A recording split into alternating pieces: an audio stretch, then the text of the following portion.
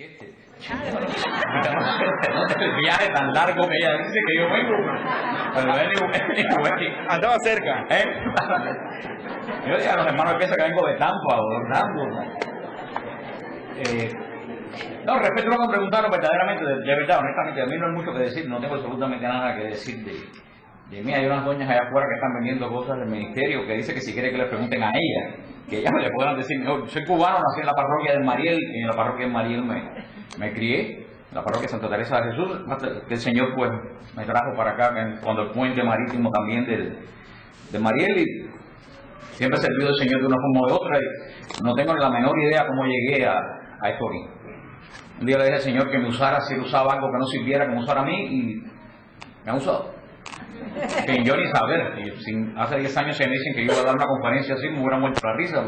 Pero bueno, cuando uno se abre al Señor y uno se dispone a hacer lo que el Señor quiere, te lleva a donde tú no quieres. Y es así, no hay absolutamente, verdaderamente, no hay más nada que decir, a no ser que esperen el día de mi canonización, que entonces pues saldrán en la estampita por la parte de atrás, ustedes podrán leer todo lo referente a mi vida. Vamos a hablar de... ¿Qué tiempo tengo? Una hora. Vamos a hablar del Apocalipsis. Esta clase del Apocalipsis, que yo lo voy a decir a ustedes, yo la di como en 6 meses. En el Ministerio de Siloé, 6 o 7 meses. O sea, yo voy a tratar de compactar algo que di en 6 o 7 meses en una hora. O sea, que prácticamente yo no voy a dar una clase sobre el Apocalipsis, yo les voy a dar algunos puntos sobre el Apocalipsis y al mismo tiempo los voy a animar a ustedes a que ustedes estudien el Apocalipsis por su cuenta con los puntos que les voy a dar. Ustedes pueden seguir este estudio, voy a apuntar acá. Bueno, en el website de nosotros, que es muy sencillo, el website de nosotros es bien sencillo, Apologética Siloé, todo junto. La vaina es www.apologeticasiloé, todo junto. Siloé como la piscina bíblica, S-I latina L-O-E, apologeticasiloé.com. Así, Apologética Siloé, bien sencillo. En este website hay dos temas que ustedes deben estudiar para la Biblia en la mano. El primero que yo recomiendo es uno que yo hice, que es el que voy a hablar esta noche, que es un resumen del Apocalipsis, y se llama así, Apocalipsis. La verdadera revelación, pero Apocalipsis solamente. Buscan Apocalipsis, está en el primero de los temas. Estudian ese, que es una introducción al Apocalipsis.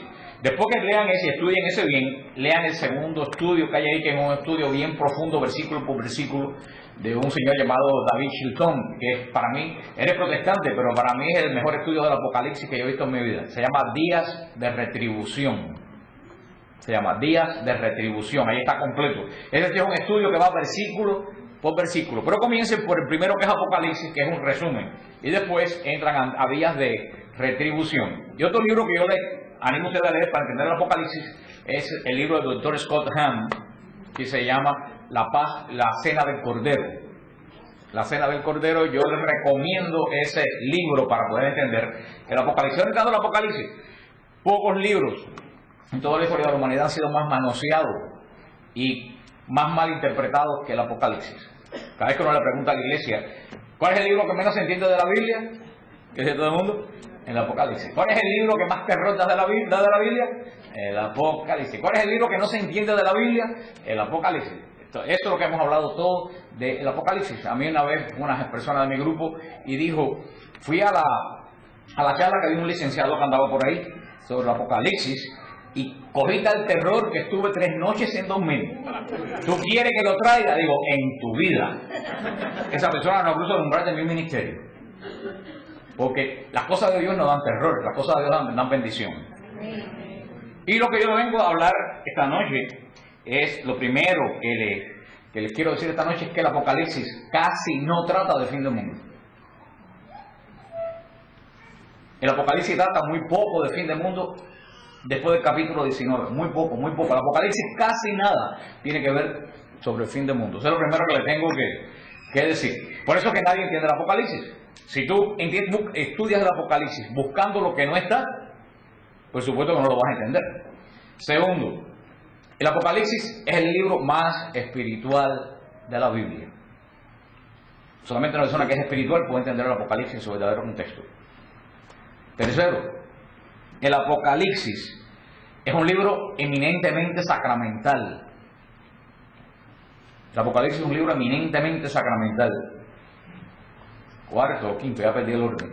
El Apocalipsis, en vez de dar miedo, es un libro que da consuelo. Y el Apocalipsis, en vez de hablar de cosas terroríficas, habla de la victoria de Cristo sobre todas las cosas. O sea que, como si ustedes se dan cuenta, la mayoría de la gente tiene una... Y hay gente que se decepciona. Porque todo el mundo quiere ver el Apocalipsis y ver que salen chorros de sangre del Apocalipsis para afuera. Hay gente que se decepciona cuando ven esta charla. Y fíjense que todo lo que ha puesto fechas del fin del mundo y ha hecho vaticinio desde el siglo I hasta Saddam Hussein, basándose en el Apocalipsis que ha sucedido, no se ha cumplido. Porque están buscando lo que no existe. El Apocalipsis, si yo pudiera definir el Apocalipsis, yo lo definí de esta forma. El Apocalipsis es el gran amén de la Biblia. El Apocalipsis es el sello, el gran amén de todas las escrituras. Hay personas que ven la relación entre el Levítico y Deuteronomio y Números, entre los profetas y la vida de Cristo, entre los evangelios y hechos de los apóstoles, entre los hechos de los apóstoles y las cartas de Pablo, todo es relacionado. Pero vean al Apocalipsis, también te parece que toda la Biblia viene bien y al final hay un libro extraño que pusieron ahí que nadie sabe cómo cayó ahí. El Apocalipsis es el libro más bíblico de toda la Biblia. El Apocalipsis tiene más de 400 versículos de la Biblia, es el libro que más contiene. ¿Qué es lo que quiere decir con esto? Que el Apocalipsis es un libro que hay que leerlo dentro de la Biblia. No se puede leer el Apocalipsis separado. Para entender el Apocalipsis hay que comenzar a entender la Biblia desde Génesis. Si tú no entiendes la Biblia de Génesis, tú no entiendes el Apocalipsis. El Apocalipsis no es un libro extraño que está al final, por eso que la gente lo ve raro, porque no lo relaciona con el resto de los libros de la Biblia. Y el Apocalipsis es un resumen de toda la Biblia. Para entender el Apocalipsis, después lo vamos a ver un poco, para entender el Apocalipsis, un libro que es esencial para entender el Apocalipsis es el Deuteronomio. Si tú no entiendes el Deuteronomio, tú no vas a entender jamás el Apocalipsis. Y vamos a ver después por qué si tú no entiendes el Deuteronomio, no vas a entender el Apocalipsis. Y una clave que le doy no solo para el Apocalipsis, para todos los libros de la Biblia. Y ahí es donde viene el delirium tremens de nuestros hermanos protestantes. Tú no puedes entender ningún libro de la Biblia si no lo entiendes dentro del pacto que se escribió. Se lo voy a repetir de nuevo. Tú no puedes entender ningún libro de la Biblia si no lo entiendes dentro del ¿qué? Del pacto que se escribió. Si tú no te basas en esa regla, estarás toda la vida dando tropiezos espirituales por el mundo. O con la Biblia de desodorante abajo el brazo. Como manda mucha gente que la Biblia no les pasa para aquí porque la tienen aquí. Pero, ¿por qué les digo eso? El Señor ha hecho dos grandes pactos con el hombre. Ha hecho muchos otros pactos, pero dos grandes pactos con el hombre. Y yo espero que ustedes lo sepan, porque si no lo saben, no sé qué es lo que hacen aquí. Y es tan sencillo. ¿Cuáles son los dos pactos que hizo Dios con el hombre? A ver, ¿cómo se llaman los dos pactos? Pacto con Abraham. Lo con Abraham, pero ¿cómo se llama? La nueva, pero no empiecen por el techo. La antigua alianza y la nueva alianza. Eso es básico. Si no saben eso, dejen de ver novelas en el televisor, que esas novelas comen las neuronas, y pónganse a leer la Biblia. Si yo veo doñas por ahí que le digo, esta tiene cara de novela. Porque tú le ves los ojos para adentro y se ves una vieja llorando, alguna hija que se perdió, que jamás apareció. Pero el Señor ha hecho dos pactos, el antiguo pacto y el nuevo pacto. El antiguo pacto, ya lo dijeron algunos hermanos por ahí, el antiguo pacto lo hizo con Abraham. El nuevo pacto lo hizo con Cristo. Son los dos grandes pactos que ha hecho el Señor en la humanidad. Por eso, todos los libros de la Biblia, tú tienes que verlos dentro del pacto. Ambos pactos, vamos a coger a Cristo como centro. Ambos pactos apuntan a Cristo. Todo el Antiguo Testamento apunta a Cristo. Y todo el Nuevo Testamento apunta a Cristo. Entonces las escrituras del Antiguo Pacto, las escrituras del Nuevo Pacto, todas apuntan a Cristo. El Antiguo Pacto, ¿a dónde apunta el Antiguo Pacto? El Antiguo Pacto apunta a la primera venida de Jesús y a la redención. Apunta el primer pacto. Todos los libros del primer pacto, ¿cómo se llaman a los libros del primer pacto? Antiguo Testamento. Todos los libros del Antiguo Pacto apuntan ¿a qué? A la venida de Cristo. Tú no puedes leer ningún libro del Antiguo Testamento si no tienes esa base. El segundo pacto, la meta del segundo pacto apunta a Cristo también, pero apunta a la segunda venida de Cristo y al sellamiento de toda la creación en santidad. Son los dos grandes pactos, apuntan a Cristo, al antiguo, la primera venida, y el segundo, a la segunda venida de Jesús. Ahora, cuando Jesús muere en la cruz, que es el centro de los dos pactos, cuando Jesús muere en la cruz, ¿cuál es la última palabra de Jesús en la cruz? Todo se cumplió. ¿Qué fue lo que se cumplió? El antiguo pacto. ¿Qué cosa es un pacto? Un pacto como que ustedes compran un carro, compran una casa, hacen un contrato, si compran una casa con el banco. Tú te comprometes a pagar las mensualidades y el banco se compromete a prestarte el dinero. Eso es un pacto. Así hace Dios pacto con nosotros. Dios se comprometió con Israel en darle una tierra por herencia. Israel se comprometió con Dios a ser fiel a las leyes que Dios le había puesto. Si tú, por ejemplo, si tú compras un carro y te comprometes a pagar las letras y después viene y tú dejas de pagar las letras 4 meses, ¿qué pasa? Viene la grúa y cuando tú te levantas el carro no está. El banco sin vergüenza o el gruero sin vergüenza. No, tú incumpliste tu parte del pacto. Tú no pagaste. El banco no es el malo, malo eres tú que dejaste, por el motivo que sea, pero dejaste de pagar. Eso es un pacto. Dios hizo ese pacto con Israel. Todas las escrituras del antiguo pacto apuntan a la primera venida de Cristo. Por eso cuando Cristo dice se acabó, quiere decir que el pacto se acabó. Cuando tú terminas de pagar el carro, tú tienes que seguir pagando mensualidades. ¿Qué tú haces con el contrato? No lo tires, que te vas a buscar tremendo lío. El contrato no lo guarda para si algún día hay algún problema, pero y ese contrato a ti no te quita el sueño, ya tú lo pagaste, se acabó. Así, por eso Jesús cuando se acaba el primer pacto dice, todo se cumplió. Todo el antiguo pacto se acabó, porque el antiguo pacto apuntaba a la venida de Jesús. Solo hay que decir eso, que todos los libros del Antiguo Testamento ya se cumplieron cuando Cristo murió en la cruz. No hay una sola profecía, no hay un solo libro del Antiguo Testamento que esté pendiente para acá 200 años.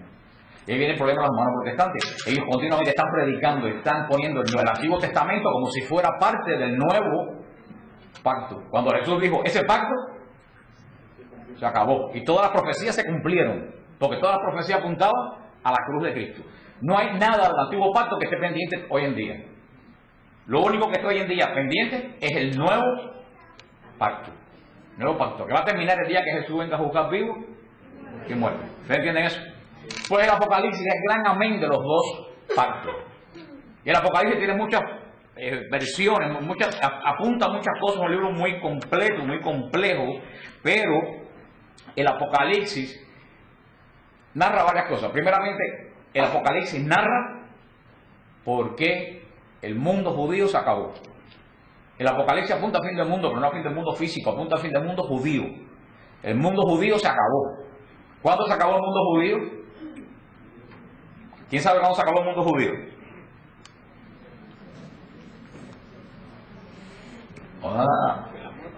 No. El mundo judío se acabó cuando se derrumbó el templo de Jerusalén. El templo de Jerusalén era el corazón del mundo judío. Cuando el templo de Jerusalén se derrumbó en el año 70 por las legiones de Tito, el mundo judío se acabó. Más nunca hubo sacrificio, más nunca hubo profeta, más nunca hubo libros, más nunca hubo arca, más nunca hubo absolutamente nada. Fue el fin del mundo judío. Entonces uno dice, la pregunta que uno se puede hacer, y que se ha hecho muchas veces a nivel personal, si Dios hizo una promesa, ¿por qué ese templo se derrumbó? El Apocalipsis va a hablar de eso. Porque los judíos hicieron un pacto con Cristo, con el Señor, en la antigua alianza. Ese pacto no lo cumplieron. Vino la grúa y les llevó un carro. ¿Ustedes entienden lo que les quiero decir? Los judíos no cumplieron el pacto. En Deuteronomio, Moisés le dice, mira que este es el camino de la bendición. Si ustedes cumplen el pacto, el Señor les dará esto y esto y esto. Lean el Deuteronomio. Moisés le dice, pero si ustedes no cumplen el pacto, sobre ustedes vendrán esto, esto, esto y esto. Todo lo que Moisés dijo que vendría sobre Israel, sin cumplir el pacto, cayó terriblemente sobre Israel. ¿Culpa de Dios? Culpa de Israel que no cumplió el pacto. Porque Moisés le dijo, ¿son tan dispuestos a cumplir el pacto? Israel dijo, sí estamos dispuestos. Y los roció con sangre. Hicieron un pacto con Dios. Nadie los obligó a hacer el pacto con Dios. No solo no cumplieron el pacto con Dios, que cuando vino aquel que era la razón del pacto, no solo lo rechazaron, lo mataron de la forma más ignominiosa que existía en ese momento. No encontraron lo peor que existía en el mundo, se lo dieron al que venía y era el testador de ese pacto.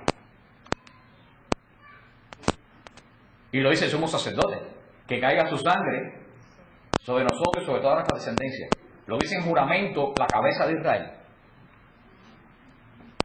Por eso Jesús, en el Dominus Flevit, en el lugar donde dice Jesús lloró, que es el lugar más conmovedor de Israel, Jesús dice, ¿qué más pude hacer por ti que no hice? ¿Qué más pudo hacer Dios que no hizo por Israel? Mandó los profetas, le dio una tierra, le dio rey, le dio maná, vino el mismo. ¿Y qué hicieron? Lo mataron de la forma más espantosa que pudieron encontrar. Ni siquiera lo mataron a pedradas, que era la forma judía, lo mataron de la forma más ignominiosa. El pacto no solo fue incumplido, fue insultado. Todo lo que Moisés dijo que vendría sobre Israel si no cumplía el pacto, se cumplió con la caída del templo de Jerusalén. Y de eso es lo que habla el Apocalipsis, del derrumbe de la esperanza judía, por qué se acabó el primer pacto. Y ahí verdaderamente es donde está el corazón del Apocalipsis, en la caída del templo de Jerusalén. Porque fíjate qué interesante, muchas veces uno termina haciendo lo mismo que critica. Eso pasa muchas veces. Uno critica algo y uno termina haciendo lo mismo que uno criticó. Israel criticó a Jericó enormemente. ¿Saben lo que pasó en Jericó? Se derrumbaron las murallas. ¿Y por qué se derrumbaron las murallas de Jericó? Porque Jericó se interponía entre el cumplimiento del pacto de Dios y el pueblo de Dios. El pueblo de Dios cruzó el Jordán, entró al pacto de Dios, a la tierra, pero antes de llegar a la tierra, creo que se encuentra Jericó con las murallas. No, por aquí no pasa. Jericó impedía que el pueblo de Dios llegara al cumplimiento de la promesa de Dios. ¿Y qué pasaron con las murallas de Jericó? Se derrumbaron. Y Israel, que criticó a Jericó, terminó siendo como Jericó. ¿Por qué? Porque lo que impedía que el segundo pacto se pusiera en marcha era el templo de Jerusalén. El templo de Jerusalén era el segundo Jericó. La cortina se rajó, el arca no estaba, el Mesías había muerto, ese caserón ahí no pintaba nada. San Pablo dice en Hebreo que el culto, y lo dije cuando yo expliqué la misa aquí, que el culto pasó del templo material de Jerusalén al templo celestial del cielo. Los judíos le dio el Señor casi 40 años, que es el tiempo donde Dios hace la obra en el pueblo. Le dio 40 años para que se dieran cuenta, y ellos insistían en mantener un culto vacío en un templo que ya no tenía sentido. El único signo que quedaba de la alianza era el templo. Ellos insistieron y el templo se derrumbó tal como se derrumbó Israel. Cuando el templo se derrumba, que es la última parte de la alianza, es cuando empieza la plenitud, es cuando la iglesia se riega y comienza la plenitud del segundo pacto, porque el templo de Jerusalén aguantaba el cumplimiento de el echar a andar de la segunda alianza. Eso lo narra el Apocalipsis. Por eso mucha gente confunde el fin del templo con el fin del mundo. Y si ustedes se fijan en San Mateo 24, cuando Jesús le dice a las mujeres de Jerusalén, ¿por qué lloran mujeres de Jerusalén? No lloren por mí, lloren por sus hijos. Porque si en el leño verde se hace esto, que no será en el seco. ¿Ustedes saben qué? Esos niños que tenían esas mujeres en las manos, cargados el día que lloraron por Jesús, tendrían 3 o 4 meses. Cuando se cayó el templo, tendrían 40 años. Y lean la memoria de Flavio Josefo. El asedio de Jerusalén fue uno de los episodios más horrendos que existieron en el mundo. Madres que se comieron a los hijos. Una cosa horrible. Esos niños que tenían esas mujeres, por eso Jesús le dijo, no lloren por mí. Lloren por esos niños, porque lo que va a venir sobre esos niños. Pero esto que Jesús dice, cuando en Mateo 24, que la gente piensa que Jesús habla del fin del mundo y no habla del fin del mundo, está hablando del fin de Jerusalén, dice, esta generación no pasará antes que se cumplan estas cosas. Si es del fin del mundo, esa generación, ¿pasó o no pasó? Se acabó el mundo. Entonces, 2 cosas, o Jesús se equivocó o estamos leyendo mal. Jesús se refería que esa generación no iba a pasar hasta que vieran el derrumbe del templo de Jerusalén. Esa generación que tenía 2 o 3 años, a los 40 años lo vio. Claro que lo vio, se cumplió la palabra. Cuando Jesús dice, si cae en día de sábado, no pidan para que no caigan día de sábado. Ahí dice, fin del mundo. Hermano, si el fin del mundo cae sábado, mejor para nosotros porque no trabajamos y podemos salir huyendo. ¿Tú sabes por qué dicen que no caiga sábado? Porque los judíos sábado no podían caminar más que ciertas millas. Si el ataque a Jerusalén caía sábado, ellos no iban a poder, los cristianos, irse de Jerusalén. Por eso en Mateo 24 también la gente lo mira como el fin del mundo y no habla del fin del mundo. Habla del fin de Jerusalén. Esa es una de las cosas que habla el Apocalipsis. Otra cosa que tenemos que pensar.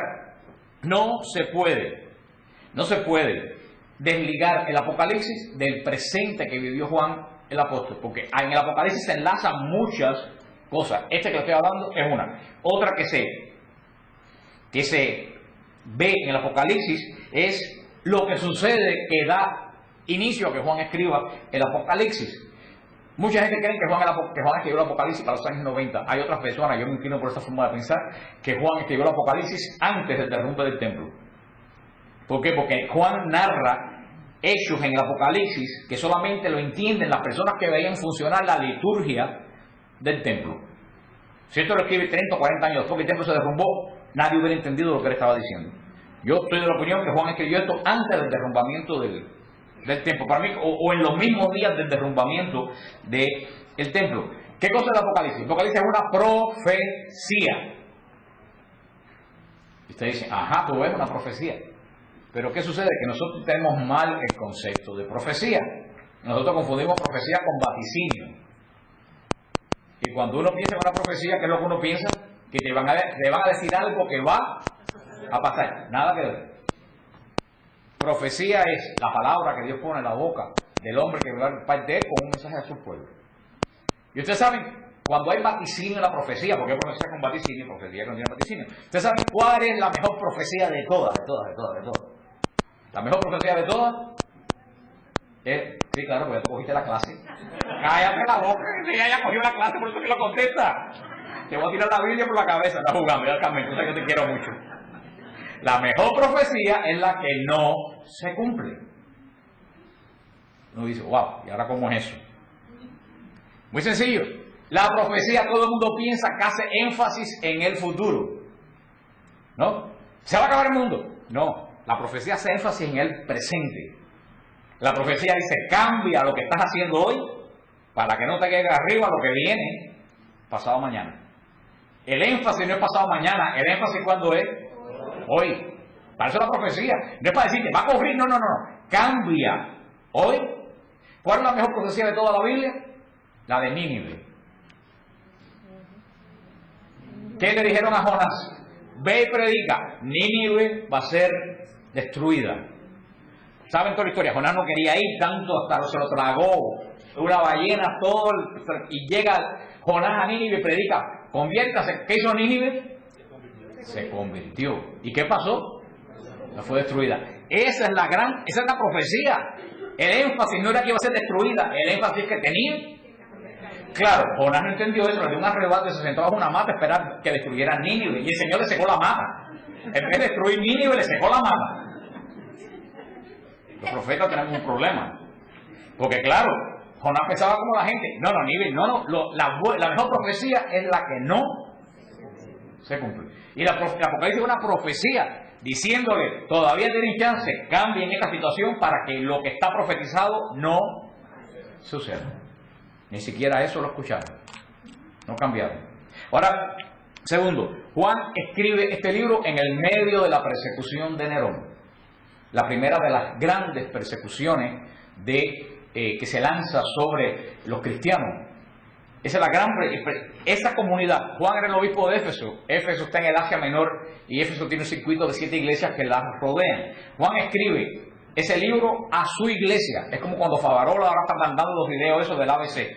Él escribe a su iglesia, a las iglesias de su jurisdicción. Le escribe esta profecía. Por eso va dirigida a las 7 iglesias. Si van a ver un mapa que tenemos ahí en Siloé, van a ver que las 7 iglesias están así en todo alrededor de Éfeso. Es el circuito de Éfeso. Juan escribe porque estos cristianos lo que le venían encima era terrible.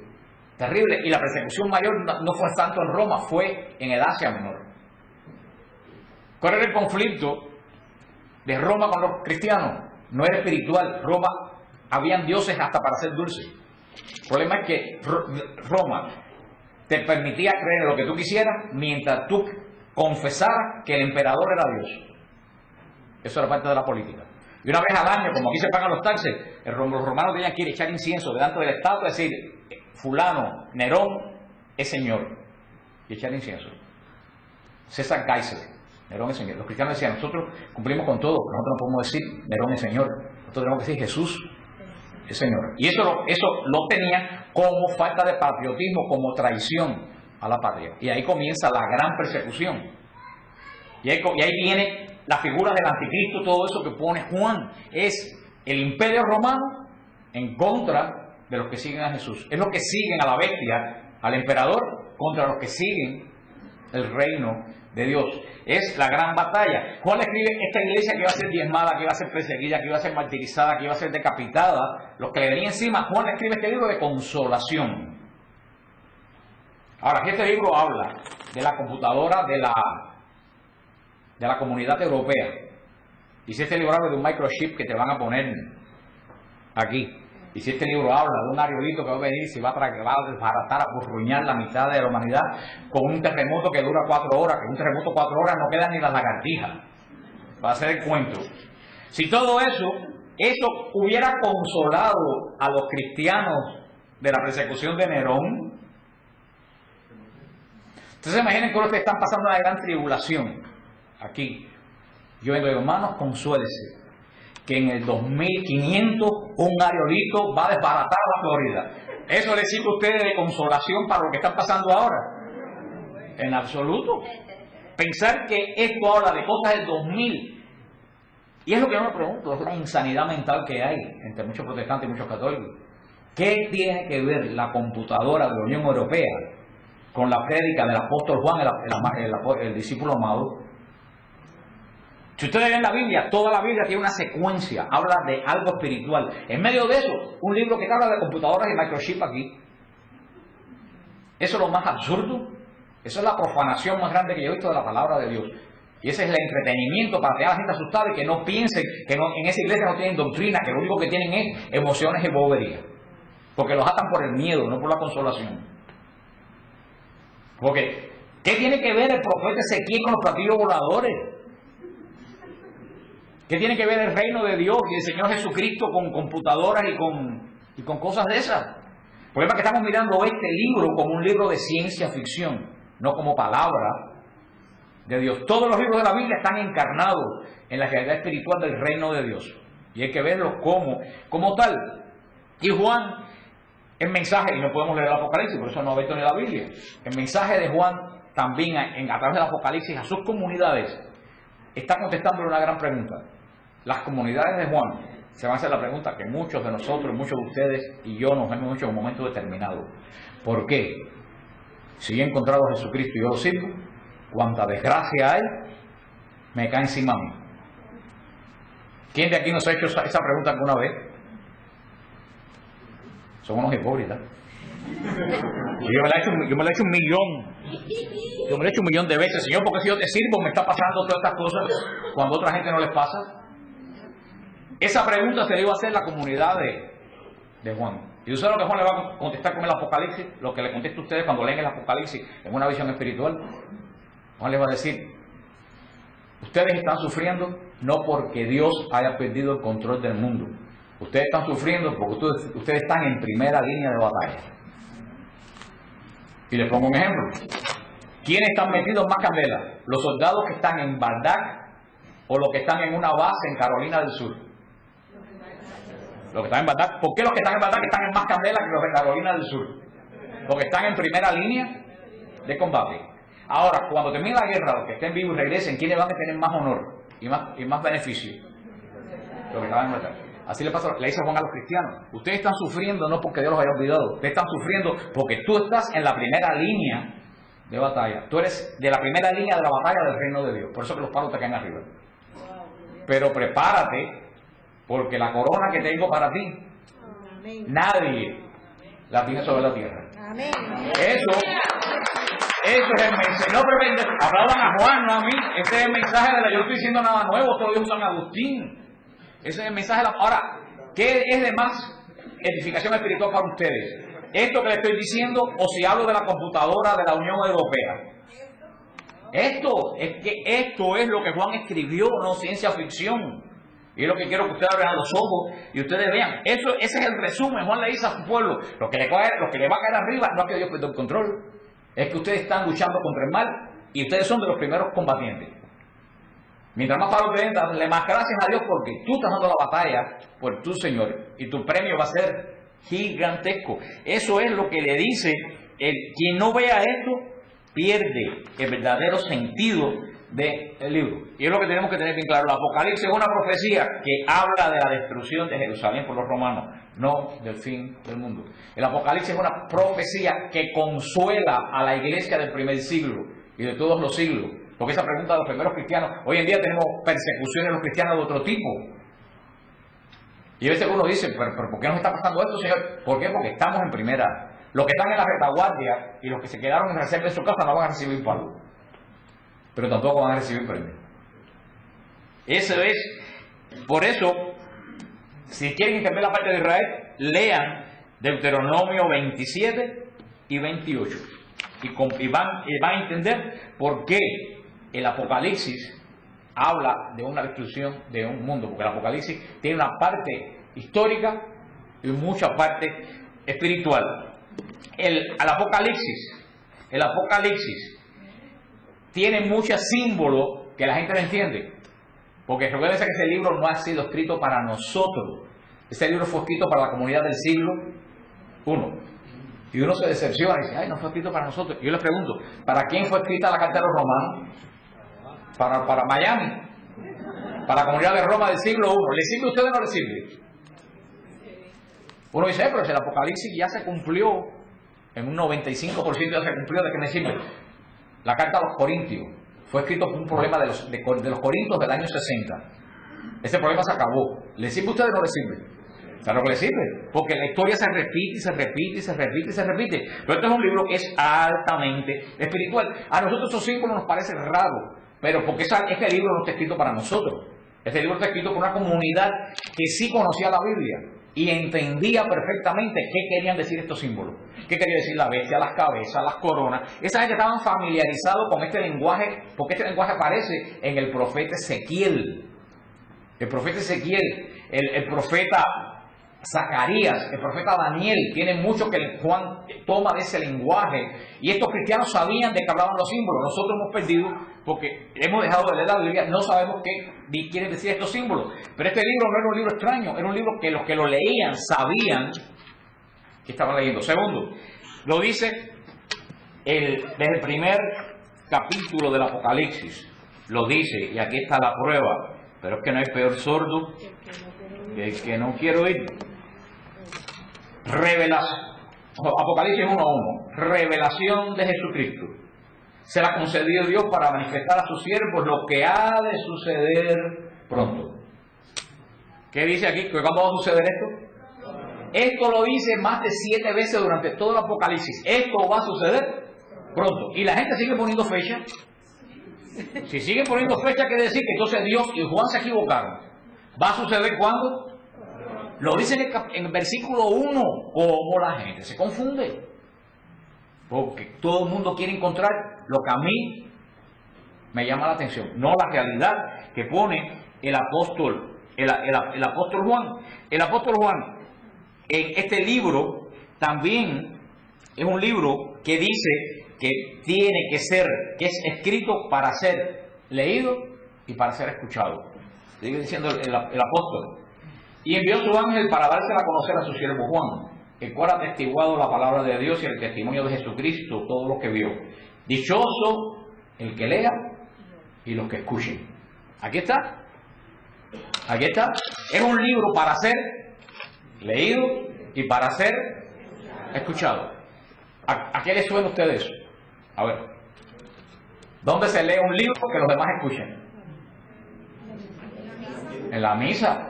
Este es un libro que se escribió secuencialmente para que se leyera en las iglesias de la diócesis de Juan todos los domingos por pedazos.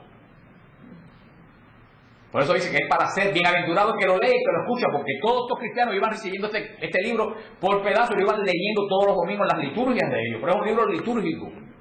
Es un libro esencial. Por eso que está hecho en capítulos, de forma juánica, de 7 y de 4. Porque es un libro como el Evangelio de San Juan, un libro eminentemente litúrgico. Es un libro, no es un libro para ser estudiado, es un libro para ser leído y para ser escuchado. Y ahora hay que decir una cosa. El libro, todo es palabra de Dios. Pero el libro más palabra de Dios de toda la Biblia es el Apocalipsis. ¿Por qué es el libro más palabra de Dios, más espiritual de toda la Biblia? El Evangelio es palabra de Dios, pero el Evangelio lo escribió, por ejemplo, el de San Marcos, lo escribió Marcos de lo que le contó Pedro. El de San Lucas lo escribió de lo que le contaron las personas que le entrevistó en Jerusalén. Inclusive el de Mateo lo escribió Mateo, pero de lo que él se acordaba de la vida de Cristo.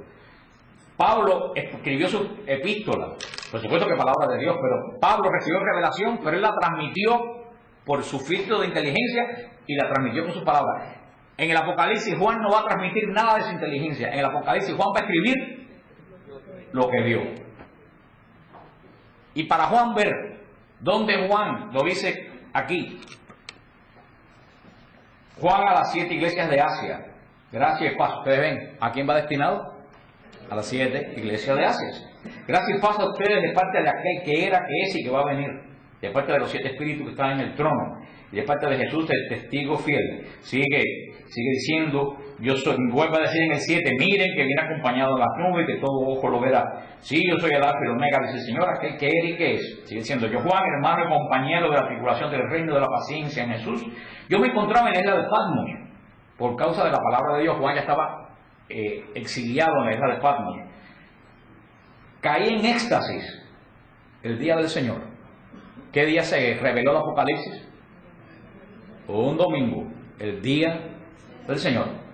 Lo más seguro que Juan, que la misa en ese mismo tiempo era, según Justino Mártir, era al amanecer. Seguro que Juan había celebrado misa. Y dice que en ese momento cayó en éxtasis. Y oyó una voz que decía, lo que veas, escríbelo. O sea, y le dice a la voz, ven y sube. O sea, Juan va a escribir no lo que su inteligencia dio, no lo que él vio históricamente. Juan va a ver lo que Dios le revela en el cielo en éxtasis un día del domingo. Lo que Juan va a transmitir, él lo vio en revelación de Dios. Es un libro eminentemente que sale del mismo corazón de Dios. Por eso el Apocalipsis, entre otras cosas, también es el Evangelio celestial. El Apocalipsis es el Evangelio celestial. El Evangelio, los 4 Evangelios, nos narran lo que Jesús hizo en la tierra. El Apocalipsis nos va a narrar lo que Jesús está haciendo en el cielo. Si tú quieres saber qué Jesús está haciendo en el cielo, lee el Apocalipsis. Por eso el Apocalipsis es el Evangelio del Cristo celestial, del Cristo glorificado, del Cristo sumo y eterno sacerdote. Ya no del Cristo de la tierra. Este no nos va a presentar a un Cristo sufriente, nos va a presentar a un Cristo glorioso, Señor de señores y Rey de reyes, que tiene en sus manos el destino de la humanidad, lo que es Jesús en este momento. Pero Juan no lo captó de su inteligencia. Juan fue llevado al cielo en éxtasis. Yo tuve el privilegio, hace 3 años fuimos el camino de Pablo y fuimos a la isla de Patmos. Y tuvimos la suerte que llegamos a la isla de Patmos un domingo en la mañana. Y para más bendición todavía, cuando llegamos a la cueva donde Juan escribió el Apocalipsis, estaban celebrando la misa.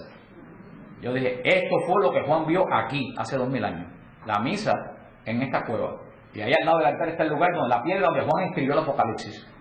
En la isla de Patmos, que se conserva actualmente. Por eso, este libro del Apocalipsis es un libro eminentemente celestial, es un libro, el Evangelio celestial. Y aunque ustedes no lo crean, es un libro eminentemente eucarístico.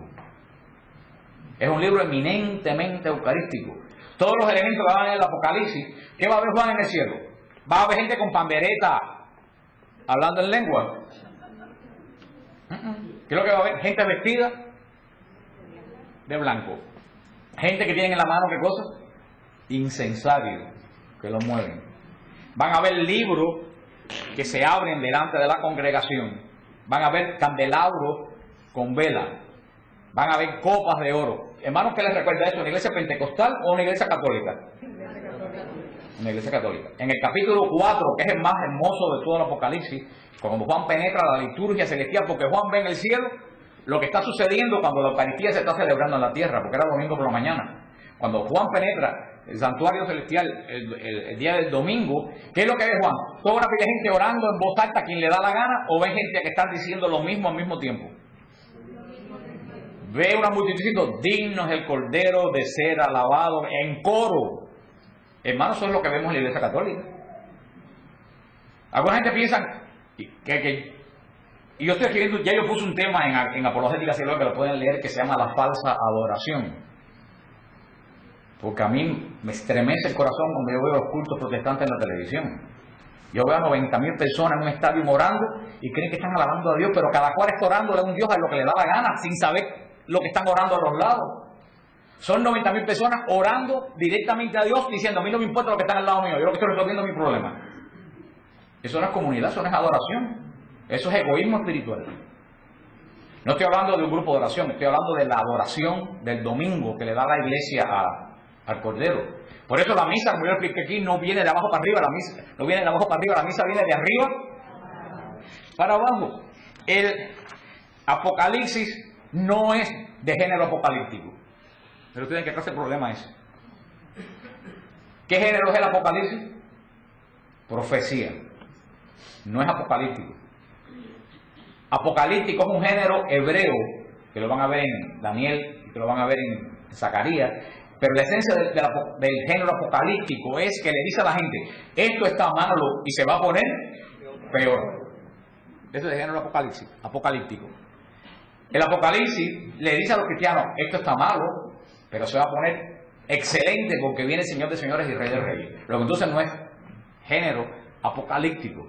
Lo que la gente piensa que el género Apocalipsis es un libro que te angustia, no, es un libro que te libera, porque te dice, al final de todo este enredo está Cristo con el nudo que lo abrió y lo partió. A partir de todo este problema está la victoria de los que siguen al Cordero. O sea que no es un libro de decepción, es un libro de esperanza. Le dice a los cristianos, tú ves la bestia, Nerón, el Imperio Romano, todo, eso va a ser nada. Va a terminar en el basurero de la historia y el Cordero de Dios va a vencer y todos ustedes con él. Eso es lo que le dice a esta comunidad. Para muchos hermanos protestantes, ¿quién es el centro del Apocalipsis? ¿Con quién relaciona con Apocalipsis? ¿Con quién? ¿Con qué personaje? Con el demonio, pero que con uno principalmente, lo dijeron porque con el anticristo. Apocalipsis, anticristo. Realmente parece que el Apocalipsis es el libro del anticristo. Falso. El centro del Apocalipsis es Cristo, el Cordero de Dios. No es el anticristo. El anticristo está perdedor de principio a fin. El centro del Apocalipsis es la victoria del Cordero de Dios. Para nada es Sin embargo, ustedes en las predicaciones protestantes, ¿de quién hablan más? Del anticristo y del demonio. Cuando esto habla de la victoria de Cristo y de su Padre, ustedes ven como toda esa predicación es falsa y detrás hay alguien que apeste a azufre. Porque, ¿qué es lo que más le gusta al demonio? Que le den publicidad y que hablen bastante de él. Y tú y estas predicaciones, nada más que se habla del anticristo y del demonio, de las desgracias que vienen, no habla de la victoria de Jesucristo. Por eso, el tema espiritual central del Apocalipsis también es la lucha entre los seguidores de Satanás y la simiente de Dios. La lucha entre la luz y las tinieblas. Por eso, para entender el Apocalipsis hay que entender el Génesis.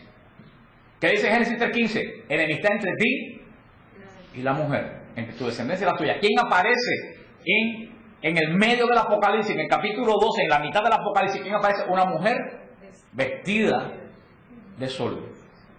¿Y cómo termina el capítulo 12? Que el demonio le quiere hacer la guerra a la mujer, pero no puede. Y se la va a hacer a los hijos de la mujer.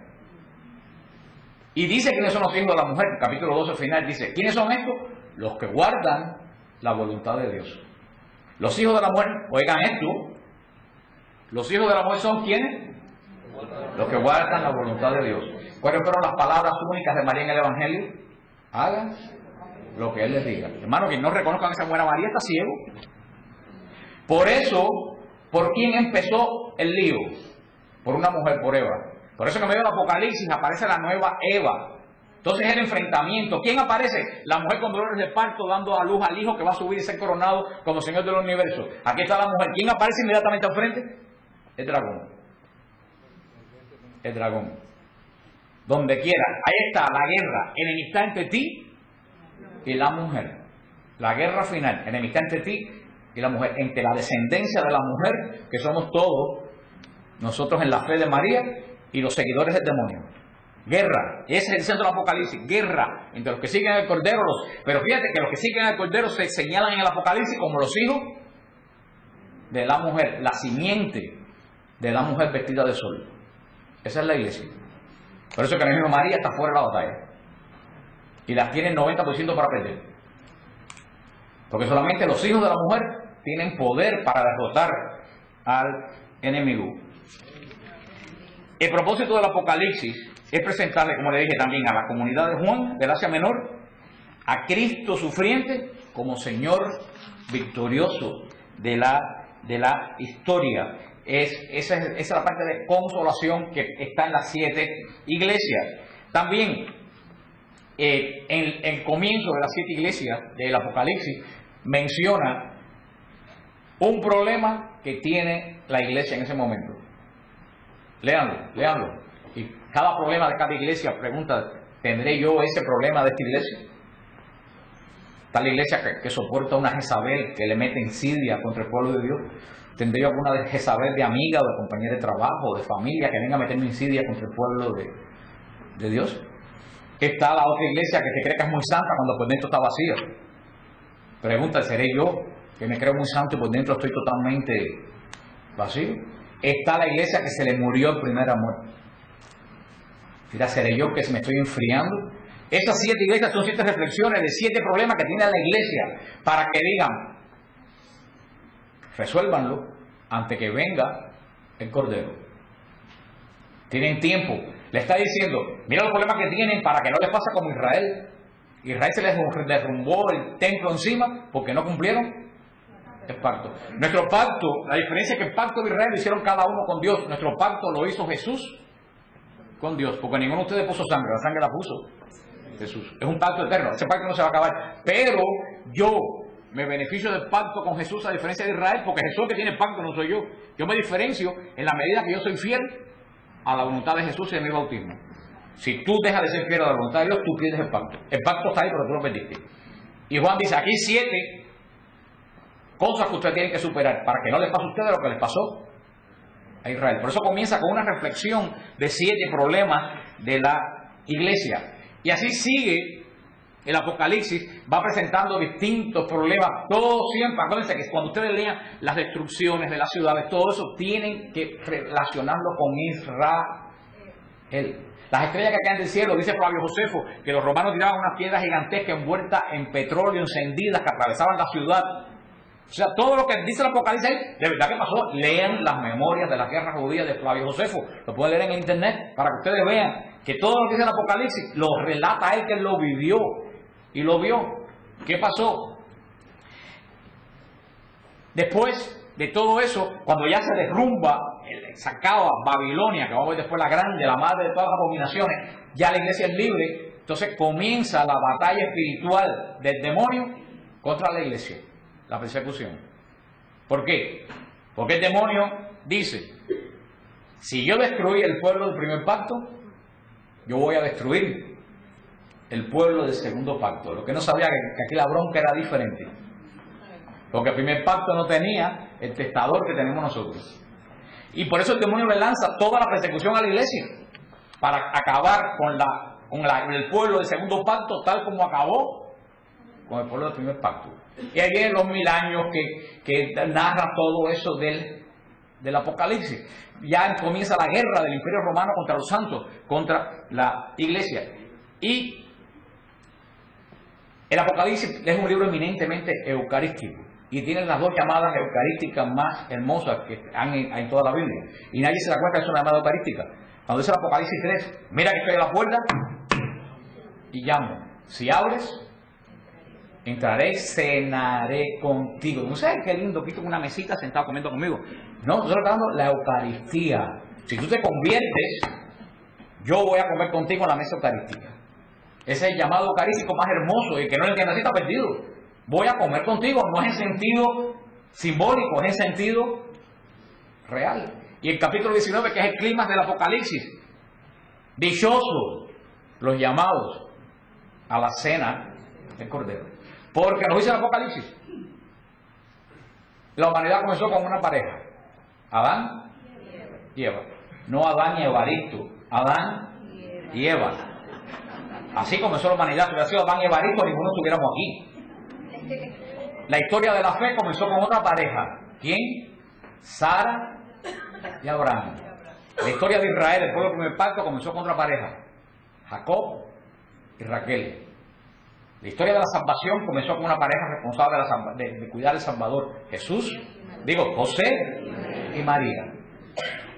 La historia de la humanidad termina con una pareja, Cristo y la iglesia. Ya la cosa es a nivel espiritual, y eso es lo que dice, dichosos los llamados a la boda del Cordero, que eso habla de la Eucaristía. Por eso en el centro de la Eucaristía están las palabras del Apocalipsis. Y por eso Scott Hahn dice, la misa es el Apocalipsis en la tierra. Porque Apocalipsis es un género literario, que no es este libro, pero Apocalipsis en griego quiere decir revelación. Revelación. Aquí no es género apocalíptico, que este libro, por eso se llama en inglés The Book of Revelation. El libro de la revelación. Ahora dice el Señor, le voy a revelar algo, y cuando tú coges el libro, no entiende nada. ¿Qué ustedes verían si yo vengo a la clase a dar la clase del Apocalipsis y digo, les voy a explicar el Apocalipsis? Baruch el que vos ajustó de Holanda de Jabataga, Danay, Loeja, de Baja. ¿Entendieron algo? Les revelé algo, les expliqué algo.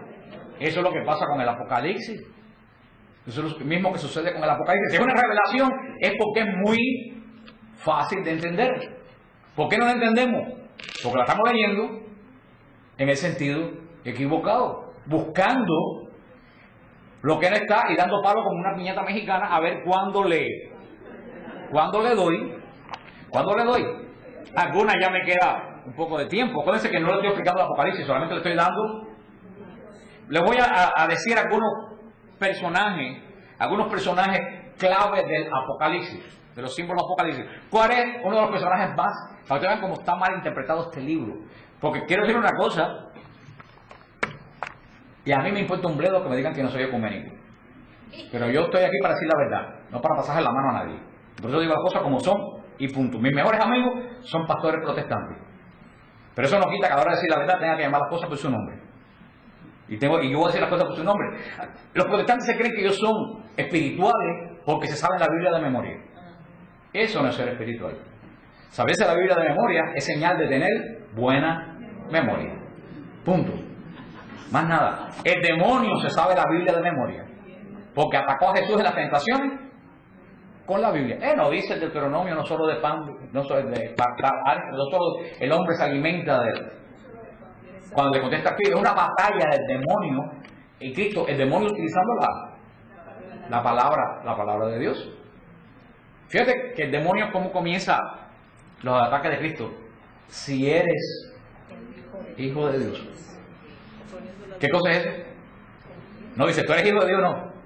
Si eres. A lo mejor tú estás equivocado. ¿Cómo comenzó el demonio con Adán y Eva? ¿Es cierto que Dios les dijo que no podían comer nada de lo que hay aquí? Eso fue lo que dijo Dios. Al contrario, dijo, coman todo menos una sola cosa. Cuando vienen ustedes los fundamentalistas a atacarlos, ¿con qué vienen? No, si tú eres católico, ¿por qué no me buscas en tu Biblia dónde está Él? ¿No tú ves que ellos tienen la misma técnica del demonio? De sembrar dudas. Yo no voy a atacar a nadie, pues yo vengo a explicar, pero no voy a atacar a nadie a su casa, en su iglesia. Yo me encuentro con un protestante y digo, bendito sea Dios, hermano, que tú crees en Cristo Jesús como yo. ¿Esta es la reacción de ellos cuando se encuentran con un católico? Ah, tú eres católico. Ahí donde dice la Biblia que se hay que adorar imágenes. Y después pone la mano arriba del fuego y dice, yo te juro que nosotros no adoramos imágenes. Y yo decía, sí, y siguen adorando imágenes. Por eso, ser espiritual no es saberse la Biblia de memoria. Dice un amigo mío que la salvación consiste en pasar lo que tienes aquí para aquí. Que tiene un pie de distancia la salvación, un pie de largo. De aquí, aquí. La Biblia aquí es señal de buena memoria. La Biblia aquí es señal de salvación. Y conozco mucha gente con la Biblia aquí que nunca la pasan para aquí. Por eso que no entienden el Apocalipsis, y por eso que no entienden la Eucaristía, y por eso no entienden la virginidad de María, porque son como cuando la celibato, a veces Jesús, cuando Jesús habla de celibato en San Mateo, dice, esto solamente lo va a entender aquellos a quien Dios se lo va a revelar. ¿Quiénes son la gente que son espirituales? La gente que, como Juan, no mira la historia del mundo desde la tierra. Juan vio la historia del mundo desde el trono de Dios. Hay dos formas de ver el mundo. Ezequiel vio lo mismo, vio el mar que vio Juan y todo, pero Ezequiel vio el mar arriba. Quiere decir que Ezequiel estaba viendo la historia desde abajo. Juan vio el mismo mar abajo. Quiere decir que Juan estaba viendo la historia espiritual, es el que ve la historia desde el trono de Dios. Todo el Apocalipsis se enfoca en el trono de Dios. Juan, cuando mira que el cielo se abre, lo primero que ve es el trono de Dios. Y delante de él el cordero degollado pero puesto de pie. Ese es el centro. Pues si nosotros queremos ver la historia del mundo, tenemos que verla a través del trono de Dios y del cordero degollado. Esa es la forma de ser espiritual. Y eso es lo que llama la iglesia para ser espirituales. Por eso que no han entendido nada. Y los pobres no pueden entender. Porque no son espirituales. Porque solamente repiten versículos bíblicos. Pero no entran al qué quiere decir ese versículo bíblico. La figura más famosa de todo el Apocalipsis, que los católicos seguidas nos echamos en las orejas, se nos bajan cuando nos hablan. ¿Quién es la figura que más nos restriega a los protestantes en la cara a nosotros? La gran prostituta de Babilonia. Y ahí los católicos somos así. Y quisiéramos que Roma se mudara para Westchester. Una de las figuras más delirantes utilizadas por la apostasía es la gran ramera de Babilonia, que identifican con quién, con la Iglesia Católica. La Iglesia Católica. Enseguida, ahí venimos a punto. En el momento que Juan escribe esto, la Iglesia Católica estaba en cascarón. La Iglesia Católica ni el Vaticano existía ni de lejos. ¿Cómo va a ser la Iglesia Católica si el Vaticano faltaban 400 años para que hiciera la basílica ahí? Segundo, y aquí es un problema muy grave, porque esa apreciación puede ser pecado contra el Espíritu Santo. Y el pecado contra el Espíritu Santo no se perdona ni en esta vida ni en la otra. ¿Y qué dice Jesús de que es pecado contra el Espíritu Santo? Achacar la obra de Dios al demonio. Conscientemente. Y si Jesús, y en Efesios 6, dice la iglesia es la novia de Jesucristo. Y ellos están diciendo que la iglesia, ¿qué cosa es? Una prostituta. Ahí, hermano, cuidado. Yo caso a la gente mal. Ustedes están casados. Sí, porque a veces yo digo a la gente, ustedes están casados y el niño se parece, y no están casados y el hijo se parece al padrino. Y no sé dónde me voy a meter. Por eso yo últimamente pregunto, si ahora yo vengo y yo te quiero mucho a ti y te digo horrores de ella, ¿para quién es la ofensa? ¿Para quién tú crees? ¿A quién tú crees que más que nada yo estoy ofendiendo?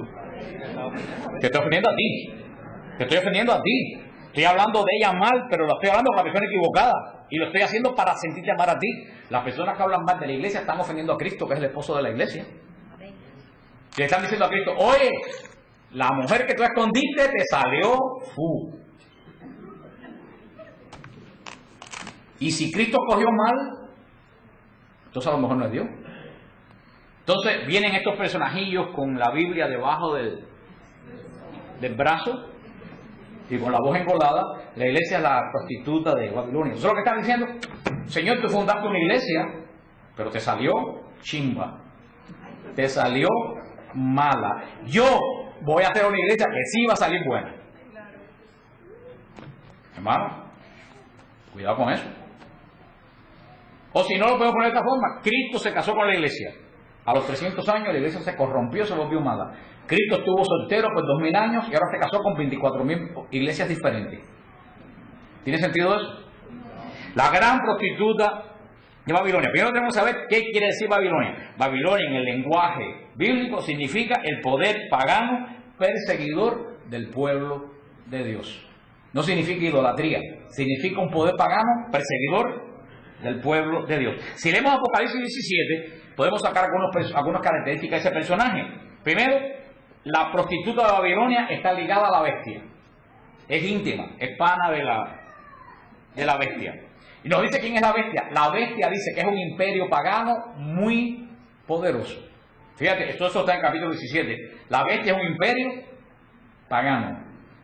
La prostituta es uña y carne con la bestia. La mujer es de la realeza, porque está vestida de púrpura. Está vestida de púrpura y es rica porque está llena de joyas. La mujer ha fornicado. ¿Qué cosa es en la Biblia fornicar? La Biblia fornicar es lo contrario de la pureza. La fornicación en la Biblia es idolatría. Esa mujer se ha acostado con todos los dioses del mundo y ha sido infiel al Dios al que tenía que ser fiel. Ha perseguido a los cristianos, lo dice el capítulo 17, a los profetas y a los santos. Esta descripción nada más que deja dos posibilidades. Una es la Roma imperial. Ojo, no es el Vaticano. En ese momento el Vaticano no existía, ni le estaba haciendo la guerra a los cristianos de Juan. ¿Quién le estaba haciendo la guerra a los cristianos de Juan? La Roma imperial, el imperio romano, o a Jerusalén. Ustedes nunca se han puesto a pensar que la gran prostituta de Babilonia puede ser Jerusalén. Les voy a dar algunos datos que ustedes no saben, y yo sí, porque he ido una pila de veces.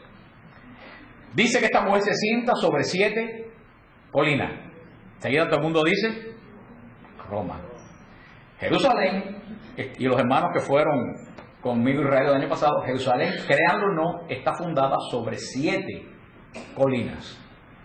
Y toda la antigüedad también conocía a Jerusalén como la ciudad de las 7 colinas. Que les tengo el nombre aquí es Goat, Jareb, Acra, Beseta, Sión, Ofel y Moría. Son las 7 colinas sobre las que se sienta Jerusalén. Segundo, dice que Roma, pero dice que la prostituta está aliada con un poder político pagano. Roma no estaba aliada absolutamente con nadie porque Roma era un poder político pagano. Así que ya empiecen a descartar. Segundo, dice que persiguió a los cristianos y a los profetas del Antiguo Testamento. La iglesia jamás católica ha perseguido a Daniel, ni a Zacarías, ni a Isaías. ¿Por qué? Porque se habían muerto 400 años. ¿Quién persiguió a los profetas? ¿No se acuerdan lo que dice Jesús de Jerusalén? Jerusalén, Jerusalén, que matas a los profetas. La iglesia no persiguió a Jeremías ni Isaías. Jerusalén persiguió a los profetas. Jerusalén persiguió a los santos. Sí, mató a Santiago el apóstol, mató a Esteban y mató a decenas de cristianos. Dice que la bestia odiará a la prostituta. Después que la bestia aupó a la prostituta, la va a odiar. ¿Quiénes dominaban Jerusalén cuando estaba Cristo? Roma. Roma aupó Jerusalén. ¿Quién la destruyó? Roma. Fíjate, dice que tiene soberanía sobre los reyes de la tierra. Pero fíjate una cosa, para nosotros tierra, tú no puedes leer la Biblia tampoco con tus conceptos del siglo XXI. Para nosotros tierra, ¿qué cosa es? ¿Qué cosa es la tierra para nosotros? El planeta. Para los judíos tierra no era el planeta Tierra, porque no sabían ni que era un planeta. ¿Tú sabes para los judíos la palabra tierra a qué lo relacionaban? Cuando yo voy de peregrinación, ¿a dónde yo voy? A la tierra santa. Los judíos decían tierra a Israel, a la tierra que Dios les dio, no planeta Tierra. Por eso que están interpretando el Apocalipsis de una forma del siglo XXI. Último, toda la Biblia es una concatenación de cosas. Jamás Roma pintó nada en las antiguas escrituras. Jamás la escritura le ha llamado prostituta a Roma. ¿A quién todos los profetas llaman prostituta? A Jerusalén. Léanse al profeta Oseas. Te has prostituido con todos los mendigos que pasaron por el camino. ¿Qué le dice cásate con una prostituta para que entiendas el dolor? Yo que me he casado con una prostituta, le dice Dios. Prostituta le llaman los profetas, no a Roma. ¿A quién? A Jerusalén. Ah, pero se viste de púrpura. Los cardenales se visten de púrpura. Pero tú no sabes qué. El sumo sacerdote Se vestía de púrpura. Ah, pero tiene joya. El sumo sacerdote tenía el pectoral lleno de piedras preciosas y la diadema. Tiene una copa. El sumo sacerdote, el día de la expiación, entraba al Santo de los Santos, se lo expliqué aquí, con una copa de oro en la mano. Aquí está describiendo a la prostituta, a Jerusalén, la que tenía que haber sido fiel a su Dios y se alió con cuanta gente le pasó por el lado y persiguió a los santos. Una de las bestias, ¿quién es? La bestia que está sentada sobre ella. ¿Quiénes tenían el negocio de todo Jerusalén? ¿Quién crucificó a Cristo?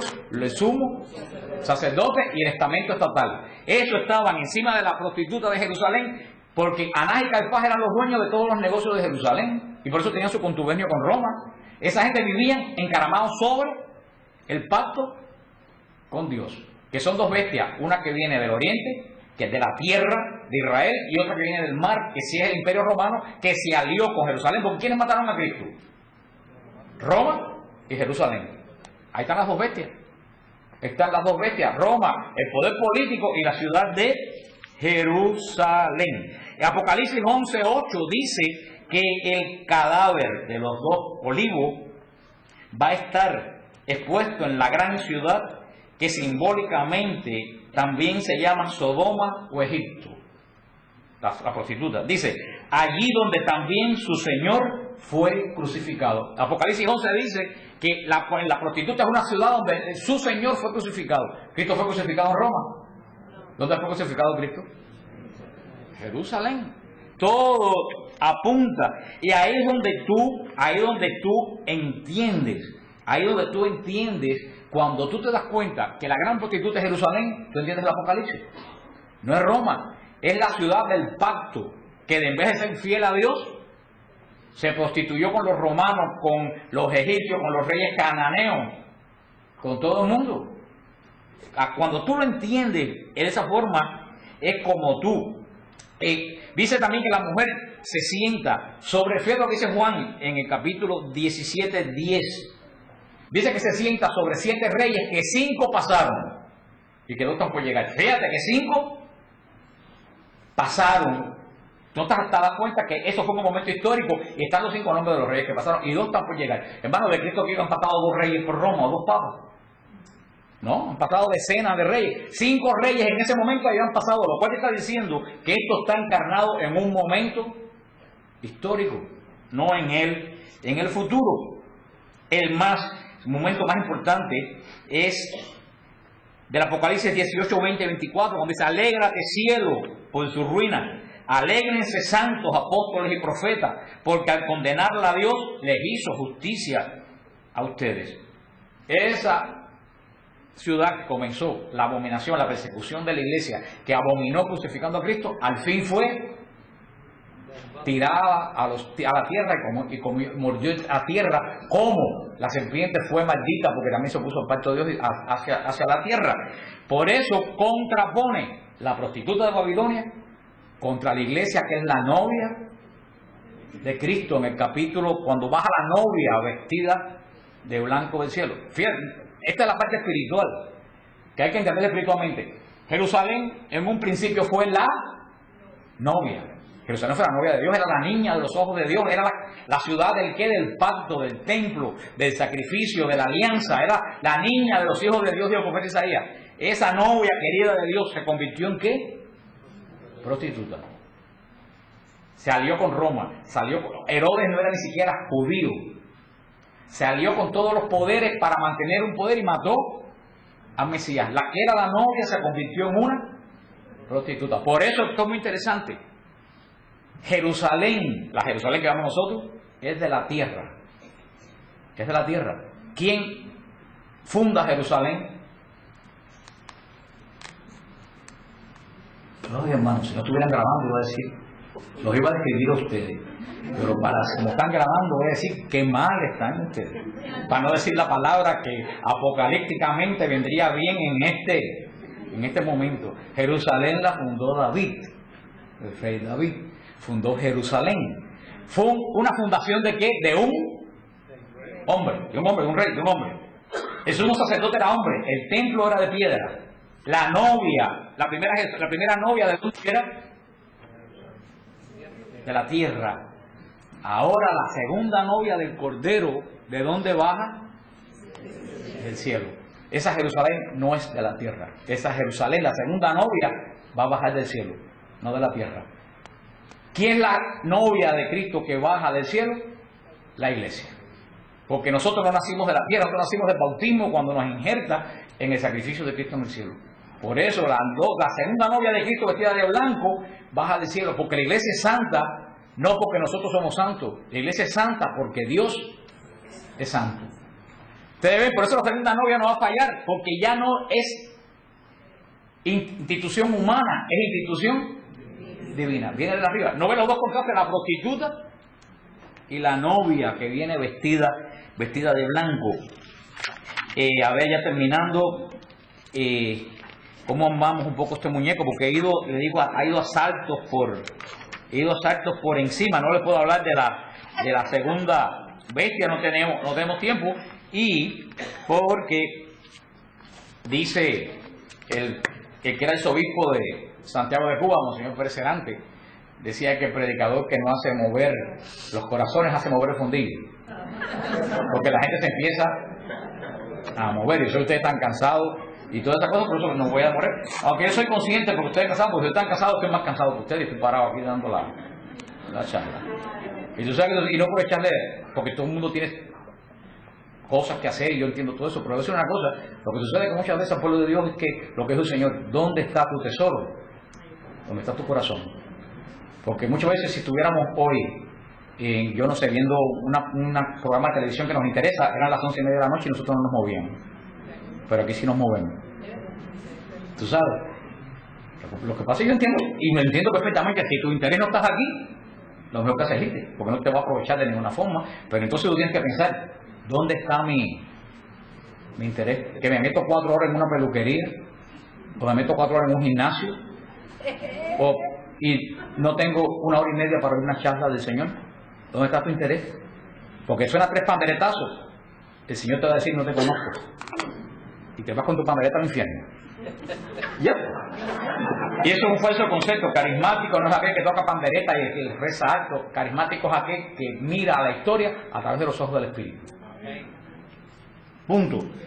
Armando, vienen las copas de la ira. Todas esas copas de la ira tienen un significado, los 7 sellos. Todo eso tiene un significado tremendo. Todas esas tiras que van cayendo no están cayendo sobre el mundo, están cayendo sobre la tierra, pero la tierra no es el mundo. ¿Cuál es la tierra para esta gente? La tierra santa. Están cayendo sobre Jerusalén. Ustedes dirán, bueno, entonces, ¿en qué momento esto habla del fin del mundo? Esto habla brevemente al final del fin del mundo, brevemente. ¿Qué es lo único que dice el Apocalipsis del fin del mundo? Dice que después que la iglesia se establezca por un periodo de tiempo largo, ese periodo de tiempo largo son los 1000 años. 1000 años no es un milenio de tiempo, porque dice el apóstol Pedro que un día para Dios son como 1000 años, y 1000 años es como un día. Los judíos, cuando a mí me preguntan ahora, me dicen, ¿cuánta gente fueron a San John Newman? Había como 1 millón de personas. ¿Qué la persona entiende? Que aquí había 1 millón de mayamenses aquí adentro. ¿Qué es lo que la persona entiende? Que había mucha gente. Los judíos, en vez de decir 1 millón, decían 1000. Ese es el número que ellos llegaban.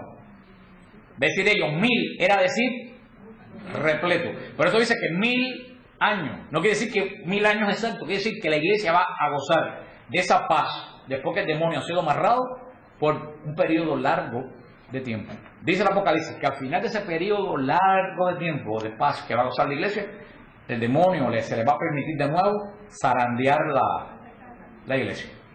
Va a ser el último ataque del demonio a la iglesia. Y de nuevo se van a enfrentar la simiente del demonio con la simiente de la mujer, con los que siguen el Cordero. Y esa va a ser la batalla final. Porque cuando los santos venzan en esa batalla, el Señor va a sellar para siempre a los dos bandos. Uno para destrucción, uno para salvación. Y le va a entregar el reino al Padre solamente con los santos. Porque el mal va a ser destruido para siempre. Eso es lo único que dice. Y esto se relaciona con algo también que dice el Señor cuando dice la parábola del trigo y la cizaña, que dice que un un sembrador echó trigo y atrás vino un maligno y echó cizaña. Y salieron las matitas. Y dijeron, las arrancaba. Y el Señor dijo, no las arranque. Porque si las arranca ahora, puede ser que arranque trigo. Porque chiquitas no se diferencian, pero cuando el trigo crece y la cizaña crece, el trigo es totalmente diferente a la cizaña. Déjalas que crezcan. Y cuando crezcan, coge la cizaña, arranca, echa a fuego. Hermanos, hasta hace muy poco, hasta hace 40 o 50 años, no se podía diferenciar quién era trigo y quién era cizaña. Porque hay gente que parecían buenas y tú no sabías. Hermano, cada día que pasa más, en la familia, en la iglesia, en la nación, se define quién es trigo y quién es cizaña. Ya la cizaña no se disfraza de trigo. La cizaña está orgullosa de ser cizaña y se muestra como cizaña. Y la cizaña ahoga el trigo y la cizaña quiere ahogar el trigo. Cada día más el pecado se hace más público. A nadie le importa mostrar sus pecados al mundo, inclusive dentro de la iglesia. Hermano, ¿eso es lo que quiere decir? Para que tenga buenos oídos. No quiere decir que sea mañana, porque nadie lo sabe. Si ya la cizaña se está diferenciando del trigo, ahorita todo está ready para que venga el sembrador y arranque. Ahora lo que te pregunta que tienes que hacer esta noche, ¿qué soy yo? ¿Trigo o cizaña? Ay, yo soy trigo, mira, tengo las pelucitas amarillas aquí. El trigo no es por pelucitas. ¿Sabes para qué sirve el trigo? El trigo para que se... ¿Te han comido trigo alguna vez? La semilla de trigo solo sabe a rayo. Para que el trigo sea bueno, ¿tú sabes lo que hay que hacer primero? Molerlo. ¿Tú te dejas moler por Dios? ¿O estás protestando cuando Dios te quiere moler para hacerte pan? El trigo alimenta, da vida a los demás. Tú le das vida a los demás con tu palabra, con tu acción, con tu temperamento, con lo que tú haces. Pues tú eres cizaña. ¿Qué hace la cizaña? La cizaña lo que hace es llevarse los minerales, lo que alimenta el trigo. O tú solamente vives para llevarle la energía a tu familia, a tus compañeros de comunidad, con chismes, con tus problemas, con tus negatividades, con tus porquerías, con tus resabios por no ser espiritual. Eso lo tenemos que preguntarnos nosotros hoy, porque yo no les puedo decir, yo no puedo decir que es hoy o mañana, pero a mí me da la impresión, cada día que yo veo la televisión, yo digo, Señor, a mí me parece que estos 1000 años ya se están acabando, porque cada vez yo veo más en la televisión, en la misma iglesia, en las escuelas, en el trabajo, yo veo más que la simiente de Satanás le está haciendo la guerra frontal a la simiente de los santos. La batalla comenzó. Y en esta batalla, como en la batalla del siglo I, ¿tú sabes quiénes van a recibir más palos? Los que estemos en la primera línea. Tú te puedes ir, tienes tiempo de irte para atrás, para la reserva, pero después no le exiges al Señor bendiciones, ni le reservas corona de gloria, no se la pidas porque tú no te la mereces. Por eso dice el Señor, cuando le den palo, cuando los critiquen, cuando los desprestigien, alégrense. Por eso es como se entiende la bienaventuranza. Alégrense, porque ustedes están en el camino. Sin embargo, ¿qué te dice el mundo? Ay, pobrecito, mira cómo está. A mí me da más palo, el Señor, dame más, dame más. Dame más. Y yo digo, Señor, jamás permita, Señor, que me den a mí en primer lugar en la iglesia. Ese día me condeno. Manténme siempre en lo último de atrás. No porque sea santo, porque soy inteligente, porque yo mi corona la quiero allá, la de aquí me la busco yo, la de arriba la quiero. Nada más que me la puede dar Él. Y aunque ustedes no lo crean, eso es lo que habla el Apocalipsis. Todo esto que hemos hablado esta noche aquí. Pero fíjate que todo esto es una visión espiritual. Los carnales no pueden ver esto y siguen esperando bombas atómicas, aerolitos que caigan y destrocen a la humanidad, que poner trapos en la ventana con velas benditas para que no te lleve el demonio cuando vengan los 4 días de tiniebla. Entonces me digo, ven acá, chicos, si yo que no tengo vela en mi casa me agarra los 4 días de tiniebla, el demonio me lleva con todo lo que he trabajado. Y a una vieja brujera que tiene 4 velas las prende y se salvó. Ustedes se ríen, pero a lo mejor ustedes han creído eso también y no le han puesto lógica al asunto. Que aquel asunto no es de velas benditas, es de vida bendita. Oye lo bien, hermano. Todo lo que a ti te dé miedo, a no ser pecado, no es de Dios. Lo que pasa es que hoy al revés. Hoy todo da miedo, menos el pecado. Mira cómo el demonio ha virado. Todo lo que no sea el pecado, de a ti te dé miedo, no es de Dios. Si te presentan un apocalipsis que te aterra, ese mensaje no es de Dios, es propaganda del enemigo.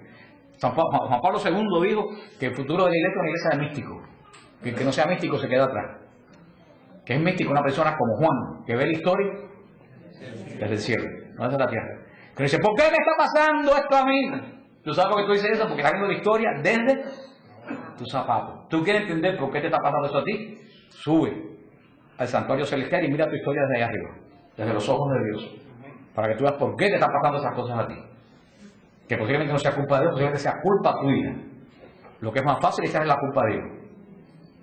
El Apocalipsis nos habla, libro eminentemente espiritual, nos habla por qué Israel perdió la promesa del pacto, que no fue culpa de Dios, fue culpa. Yo quiero decir una cosa, yo llevo este viaje, y ahora te lo voy a anunciar, este año yo voy a hacer mi peregrinación número 20 a Israel. Y los protestantes llegan a Jerusalén y se vuelven locos. ¡Ay, Jerusalén, Jerusalén, Jerusalén! Con las calles de oro y la... Esa es la gran prostituta de Babilonia. La Jerusalén Santa es esta que está aquí hoy.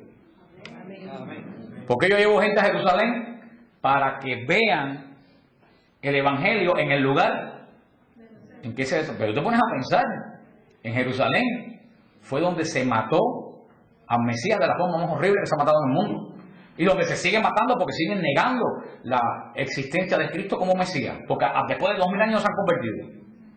Y llevo gente a Israel y es hermosos viajes, los hermanos lo pueden decir. Y es espiritual el viaje porque vamos a la Jerusalén que está allí, que no es la Jerusalén judía, es la iglesia que mora en Jerusalén.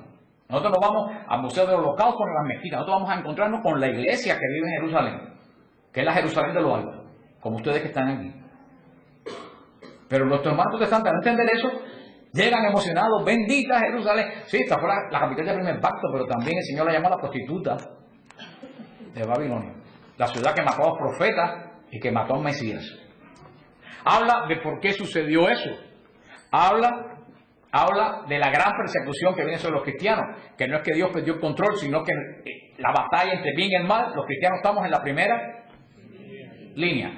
Habla una reflexión a la iglesia, que ahí tiene que cambiar la iglesia para cuando venga el Mesías la encuentre vestida de blanco. Habla de la Jerusalén que se prostituyó en contraposición de la Jerusalén que va a bajar del cielo vestida de blanco como una novia. Habla de lo que Juan va a ver en el cielo, en el capítulo 4, que es el capítulo para mí más hermoso de toda la Biblia. Cuando Juan penetra el santuario celestial la mañana del domingo, cuando Juan ve en el cielo lo que está sucediendo en el cielo mientras la iglesia adora en la tierra. Es un libro de consolación, es un libro espiritual. Así, cuando ustedes ahora lean esto que en apologética sí lo es, que se llama el Apocalipsis, la verdadera revelación, y lean después el otro estudio que es muchísimo más largo, pero mucho más profundo, y lean el día de ¿cómo se llama? Que se me puso distribución y retribución, después me acuerdo el nombre. Días de retribución de Ronald Chilton. Ustedes van a entender verdaderamente que el Apocalipsis es el gran amén de las Escrituras, es el sello de todas las Escrituras y resume absolutamente todos los libros de la Biblia. Van a ver, es un libro hermoso, que es un libro profundamente espiritual, que es la última revelación de Dios a los hombres hasta que Él regrese. Con el Apocalipsis se selló la revelación, no hay más revelación de Dios. Después que Juan vio lo que sucede en Cristo en el cielo como sumo sacerdote, ¿qué más va a haber? Nada. Ahí se acabó la revelación y comenzó el tiempo de la fe. Es un libro hermoso, es un libro santo, es un libro que santifica, es un libro que edifica. Cuando se lee, como hay que leerlo. Yo aseguro a ustedes que ustedes han aprovechado en esta hora más del Apocalipsis que en 10 sermones que oigan por radio de aerolitos y explosiones y computadoras y microchips y todo el delirium tremens. Eso que ¿qué tiene que ver Jesús con la computadora de la Unión Europea? Yo quiero que alguien me explique. No, ya no voy a volver a Apocalipsis, pero este famoso sello de aquí, ¿se acuerdan del sello que dice que le van a poner aquí en la mano derecha para que tú lo pases por un scan, entonces lo vas a poder comprar? ¿Qué tiene que ver el apóstol Juan en la isla de Patmos con un sello para comprar en el Winn-Dixie? Fíjate que dice que no tiene sello en la mano derecha, no aquí, dice que no va a poder comprar. Ay, hermano, cuando tú vayas a Jerusalén, tú te vas a dar cuenta quiénes se entizan hasta aquí la mano derecha para orar. ¿Tú sabes quiénes se entizan hasta aquí la mano derecha? Los judíos. ¿Quiénes controlaban el negocio del Imperio Romano? Los judíos. Por eso que lo que quiere decir la marca aquí, que el que no era judío no iba a poder hacer negocio. Que fue lo que le pasó a los primeros cristianos. Y allí todo el Apocalipsis lo van a ir entendiendo de esa forma, de una forma como realmente edifica al pueblo de Dios. Ojalá que una cosita también, porque he dado algunas cosas que uso mucho en la renovación para que usted no se confunda. Como el cantico dice, yo me levantaré.